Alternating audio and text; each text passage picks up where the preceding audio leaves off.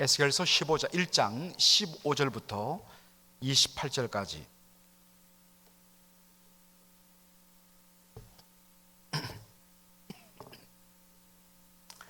(15절부터) 28절까지 우리 한 절씩 교독하겠습니다. 내가 그 생물을 본적 그 생물 곁 땅 위에 바퀴가 있는데 그 네 얼굴을 따라 하나씩 있고 그 바퀴의 형상과 그 구조는 넷이 한결 같은데 황옥 같고 그 형상과 구조는 바퀴 안에 바퀴가 있는 것 같으며 행할 때에는 사방으로 향한 대로 돌이키지 않고 행하며 그 둘레는 높고 무서우며 그 네 둘레로 돌아가면서 눈이 가득하며 생물이 행할 때에도 바퀴도 그 곁에서 행하고 생물이 땅에서 들릴 때에 바퀴도 들려서 어디든지 신이 가려 하면 생물도 신에 가려 하는 곳으로 가고 바퀴도 그 곁에서 들리니 이는 생물의 신이 그 바퀴 가운데 있음이라. 저들이 행하면 이들도 행하고 저들이 거치면 이들도 거치고 저들이 땅에서 들릴 때에는 이들도 그 곁에서 들리니 이는 생물의 신이 그 바퀴 가운데 있음이더라. 그 생물의 머리 위에는 수정 같은 궁창이 형상이 펴 있어 보기에 심히 두려우며 그 궁창 밑에 생물들의 날개가 서로 향하여 펴 있는데 이 생물은 두 날개로 몸을 가리웠고 저 생물도 두 날개로 몸을 가리웠으며 생물들이 행할 때에 내가 그 날개 소리를 들은즉 많은 물소리와 같으며 전능자의 음성과도 같으며 떠드는 소리 곧 군대의 소리와도 같더니 그 생물이 설 때에 그 날개를 들이우더라. 그 머리 위에 있는 궁창 위에서부터 음성이 나더라. 그 생물이 설 때에 그 날개를 들이우더라. 그 머리 위에 있는 궁창 위에 보좌의 형상이 있는데 그 모양이 남보석 같고 그 보좌의 형상 위에 한 형상이 있어 사람의 모양 같더라. 내가 본적 그 허리 이상의 모양은 단쇠 같아서 그 속과 주위가 불 같고 그 허리 이하의 모양도 불 같아서 사면으로 광채가 나며 그 사면 광채의 모양은 비오는 날 구름에 있는 무지개 같으니 이는 여호와의 영광의 형상의 모양이라. 내가 보고 곧 엎드리어 그 말씀하시는 자의 음성을 들으니라. 아멘. 어제부터 에스겔서 묵상을 시작해서 8월 말까지 에스겔서를 저희들이 보게 됩니다. 에스겔서 1장 1절 어제 이미 보았습니다마는 오늘 본문을 함께 이해하기 위해서 에스겔서 1장 1절부터 다시 한 번 더 살피기를 원합니다. 1장 1절에 보니까 하늘이 열리며 하나님의 이상을 내게 보이셨다. 영어 성경으로 보면 하늘이 열리고 I saw the visions of God, 하나님의 비전을 내가 보았다. 그렇게 되어 있습니다. 우리나라 말로 이상이라고 번역됐는데 영어로는 visions입니다. 여러분, 우리가 보통 눈 검사하고 어떤 의미에서는 안경을 맞추는 곳을 비전 센터 이렇게 이야기하죠. 이 비전이란 것은 본다는 의미죠. 그래서 영어로 비전이라고 번역된 이 말을 조금 더 풀어서 말하면 내 눈앞에 보여지는 것들입니다. 우리나라 말로는 오늘 제가 파워포인트 준비한 것을 담은 그 파일을 제가 오늘 못 갖고 와서 여러분에게 죄송합니다만은 한자로는 달을 이자에 모양 상자를 씁니다. 다른 모양, 우리가 소위 흔히 말하면 환상이란 단어로 씁니다. 정말 갑자기 사람의 눈앞에 정말 한 번도 보지 못하던 아주 다른 그런 모양들, 다른 세계가 펼쳐지는, 꿈은 아닌데, 꿈이란 것은 밤에 자다가 꾸는 것 아니겠습니까? 그런데 보통 성경에 놓는 이상, 환상은 낮에 눈앞에 갑자기 확 펼쳐지는 것입니다.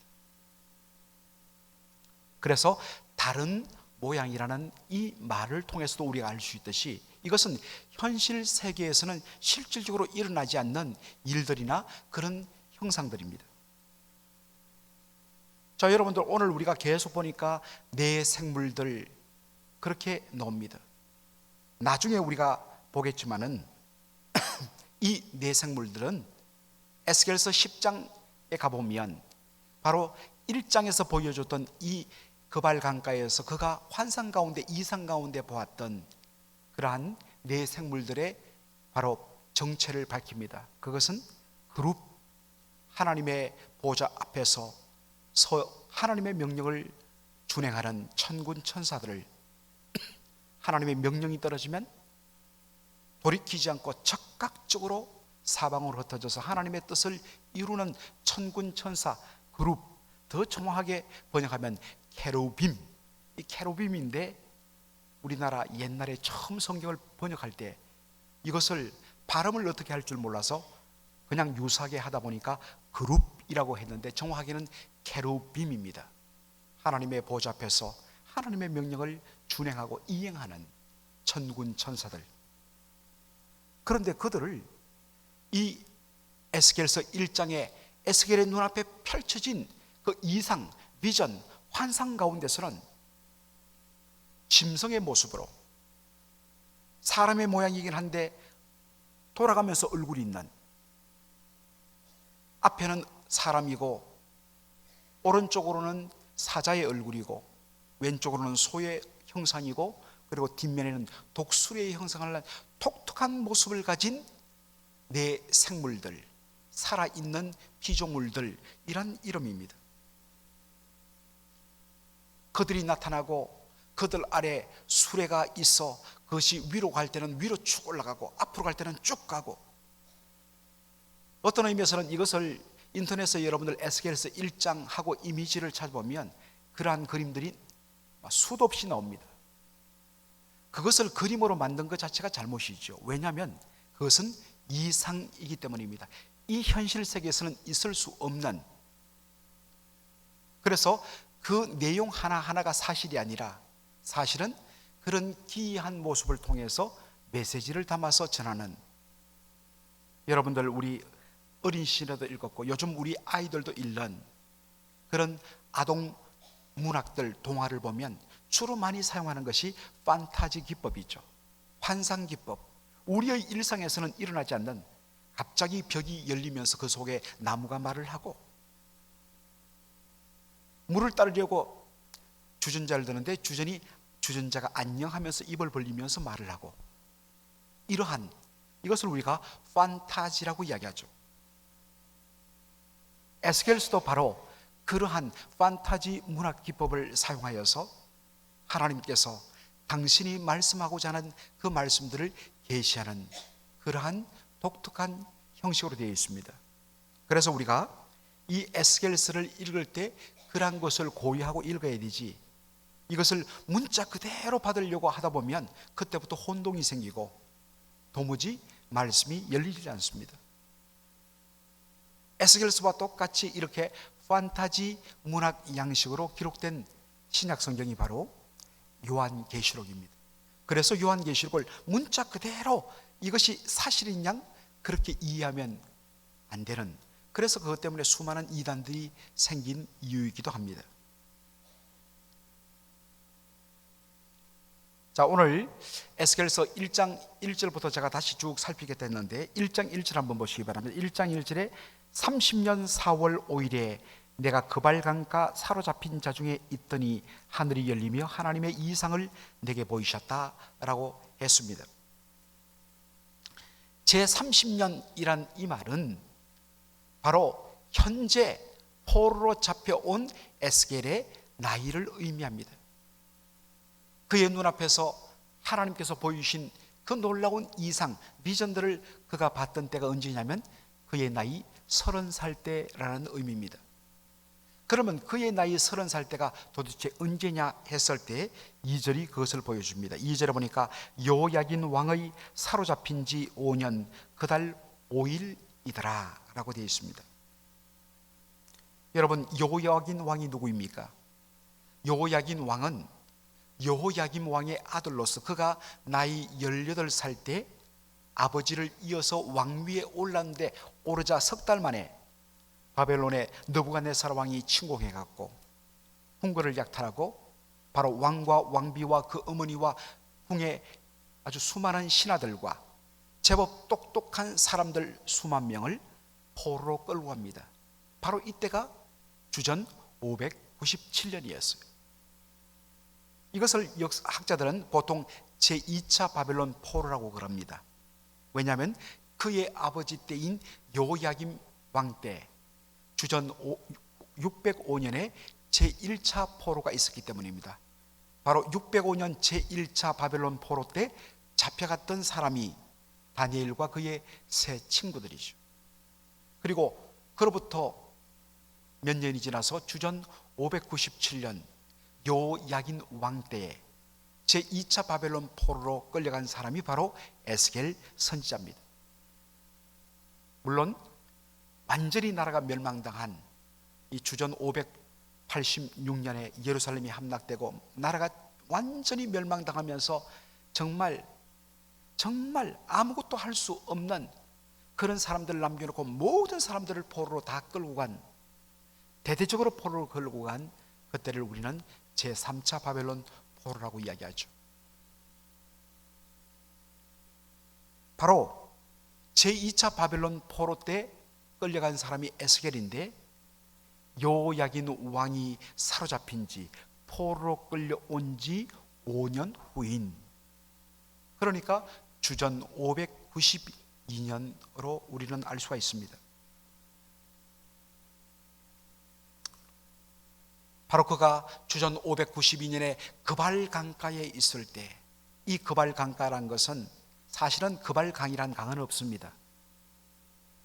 오늘날의 이라크 땅을 옛날에 바벨론 땅이었는데 그 땅을 위아래로 두르던 티그리스 강과 유프라테스 강, 그 강물들을 땅을 파서 물을 바벨론의 여러 도시로 끌어 그렇게 운하를 만들었는데, 수많은 운하 중에 한 운하의 이름이 그발 강이었습니다.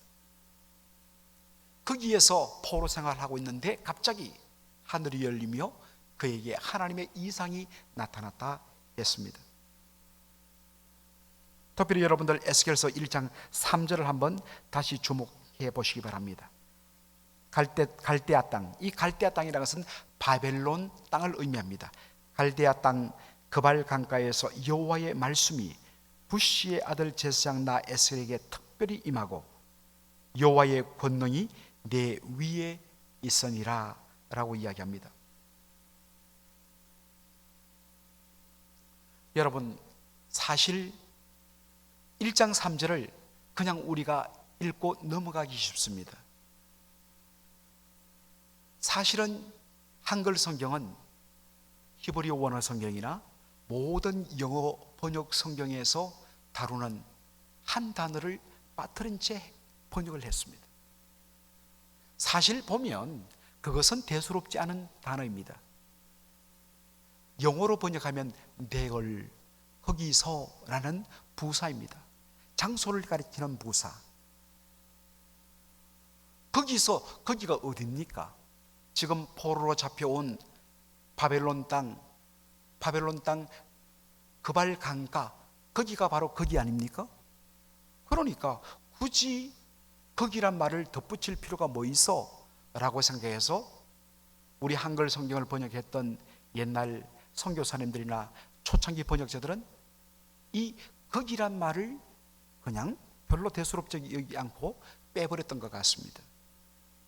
그런데 여러분, 이 거기서라는 말이 얼마나 중요한 말인지 모릅니다.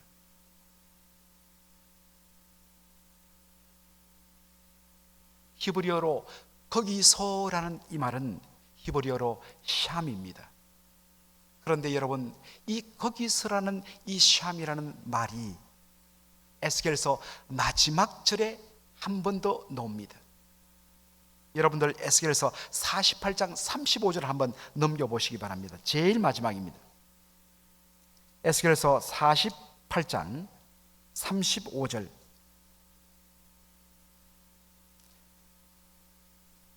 (40장) 후반대로 가면 하나님의 성전이 완전히 회복되고 그 다음에 이스라엘 땅이 완전히 회복되면서 온 땅들이 회복되는 모습이 그려져요.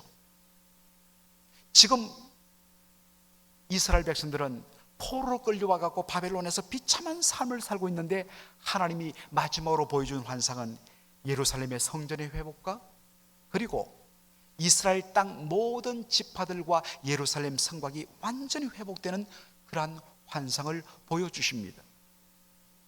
회복을 말하지요.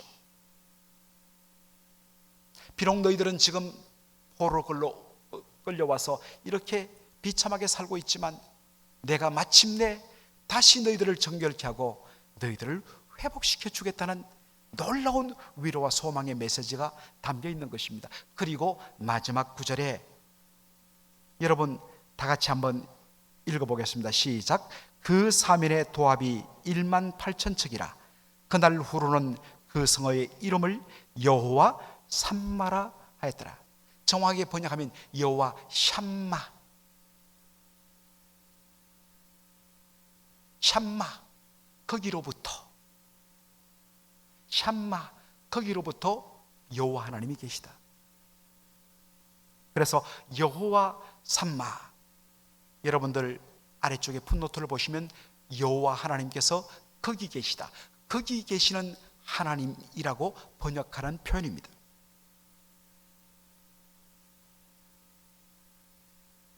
하나님께서 장차 완전히 회복된, 온전하게 회복되어진 이스라엘과 예루살렘 그 도성에 하나님께서 함께 하시겠다 약속하실 뿐만 아니라, 하나님이 어디에도 함께 하신다고요? 지금 포로로 끌려와서 비참한 삶을 살고 있는 에스겔과 그 포로로 끌려온 유다 백성들 가운데도 내가 거기 임한다. 이 비참한 삶 속에 하나님 어디 계십니까? 우리를 잊으셨습니까? 우리를 버리셨습니까? 에스겔서 마지막에 모든 것이 회복되는 그런 영광스러운 모습이 드러난 곳에 여호와 삼마, 하나님이 거기 계신다, 그것은 이해되는데,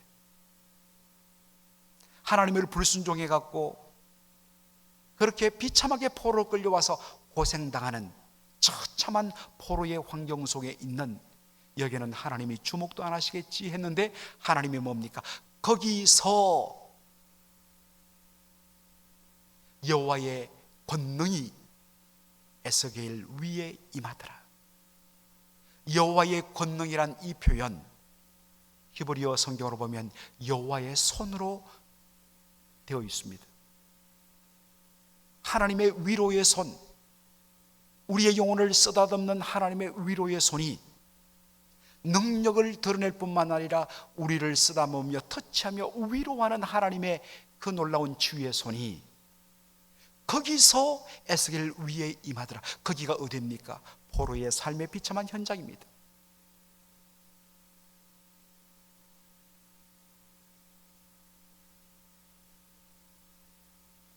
이 말은 뭐겠습니까? 얘들아, 마침내 내가 이스라엘을 회복하고 마침내 예루살렘을 회복할 텐데, 그 좋아진 그때만 너희와 함께 할 것이 아니라 너희들이 포로로 끌려와 있는 이곳에도 함께 할 것이고 내가 너와 동행할 것이다. 사실은 심판받아 포로로 끌려가는, 마땅히 버리고 다시는 돌아보지 않아도 좋을 타락한 패역한 이스라엘을 향하여 하나님께서 놀랍게 말씀하시는 것들이 선지서에 빼고 갑니다. 그 중에 하나가 우리가 잘 아는 이사야 43장 2절의 말씀이죠. 하나님이 포로로 끌려가는 이스라엘 백성들을 향하여 이렇게 말씀하십니다. 네가 물 가운데로 지날 때에 내가 너희와 함께 할 것이라. 강을 건널 때에 물이 너를 침몰치 못할 것이며 네가 불 가운데 행할 때도 타지도 아니할 것이요 불꽃이 사르지도 못할 것이니. 왜? 물 가운데 불 가운데 지날 때 나도 너희와 함께 있을 것이므로. 여러분, 하나님께서 계신 곳은 우리와 다른 그런 저 먼 곳에 우리와 완전히 떨어져서 초월하시는 하나님이실 뿐만 아니라 동시에 그분은 우리의 삶의 현장으로, 우리의 신음의 현장으로, 우리의 눈물과 한숨의 심장, 그 현장으로 그분은 임하시고 바로 거기 우리와 함께 하시는 하나님. 이것이 에스겔서가 보여주는 메시지입니다. 세상 사람 몰라줘도 하나님이 나를 아시고 하나님께서 나를 떠나지 아니하시고 내가 있는 그 눈물의 현장, 거기 그 샴마, 거기 찾아오시고 그 위에 함께 하신다. 얼마나 큰 위로가 되겠습니까? 여러분들 한 번 정도는 들어보셨을 그런 예화가 있죠. 어느 날 한 성도가 꿈을 꾸었는데 꿈속에서 주님과 함께 해변의 모래사장을 걷는 아주 행복한 모습의 꿈이었죠. 주님의 발자국, 자신의 발자국이 있는데 그 4개의 발자국이 지나온 과정들을 살펴보니까 너무 아름답고 행복하고 즐거움과 감사가 넘치던 그러한 일들이 가득한 바로 시간들이었습니다. 그러다가 어느 날 보니까, 어느 순간에 보니까 모래자국에 발자국이 2개만 있는데 그 시간대를 살펴보니까 자신이 너무나 고통당하던 때였습니다. 그래서 이 성도가 꿈에서 주님께 그렇게 이야기했다죠. 주님, 제가 가장 고통당할 때 주님의 발자국은 어디 있었습니까? 왜 발자국 2개입니까? 왜 돌아보지 아니하셨습니까? 라고 했을 때에 우리 주님이 대답하셨다지요. 얘야, 그 고통의 시간에 모래사장 위에 찍힌 2개의 발자국은 바로 너의 발자국에는 나의 발자국이었다. 왜냐하면 그 고통의 시간에 내가 너와 함께하며 지친 너를 업고 내가 그 고난의 시간대를 걸어왔기 때문이다. 아마도 누가 만들어낸 이야기이겠지만 여기에 놀라운 메시지가 담겨 있습니다. 하나님은 여호와 삼마의 하나님이십니다. 그분은 여러분이 헌신하고 여러분이 충성하고 여러분이 건강하고 여러분이 잘 될 때 거기 계시는 하나님 아니십니다. 세상 사람들은 달면 삼키고 쓰면 뱉지요. 잘 될 때는 그 사람 주위에 사람이 끌다가 그 사람이 어려움을 당하면 언제 받느라는 듯이 등을 돌리는 것이 세상의 임심입니다. 그러나 포로로 잡혀와서 모든 사방이 막혔을 때, 모든 것이 가로막혔을 때 하나님께서 하늘 문을 여시고 에스겔 위에 임하시고 말씀 주시면서 하나님의 그 권능의 손, 위로의 손이 그 위에 함께 하신 그 고난의 장소, 바로 거기에 하나님이 함께 하셨다. 얼마나 소망과 위로가 되는지를 모르겠습니다. 오늘 우리 사랑하는 성도들의 삶 가운데도 남이 모르는 눈물이 있고 남이 모르는 애통함이 있고 남이 모르는 정말 고달픈 현장이 있을 것입니다. 바로 그 산마, 바로 거기에 하나님이 임하신다는 것입니다. 이것이 정말 믿는 자의 위로요, 소망이요, 확신이요, 담대함인 것입니다. 시간이 많이 갔기 때문에 사실은 오늘 이 무지개 형상이란 말씀으로 말씀을 전해야 되는데 이 부분은 다음에 제가 한번 주일날 말씀을 전하도록 하겠습니다. 사랑하는 성도 여러분, 바로 하나님께서 여호와의 삼마의 하나님이 오늘도 여러분과 함께 하십니다. 우리의 삶 현장 거기에 임하시는 하나님, 그분이 내 주님이신 줄 알고 그 주님과 함께 주님이 나와 함께 거기에 계셨으니 이제 내가 있어야 할 고리는 어디입니까? 우리도 하나님이 계신 그곳, 하나님께서 바라보시는 그곳, 하나님께서 기뻐하시는 그 길, 나도 주님과 동행하는 그러한 복된 삶이 있는 여러분의 인생 되기를 주의 이름으로 축원합니다. 아멘. 기도하겠습니다.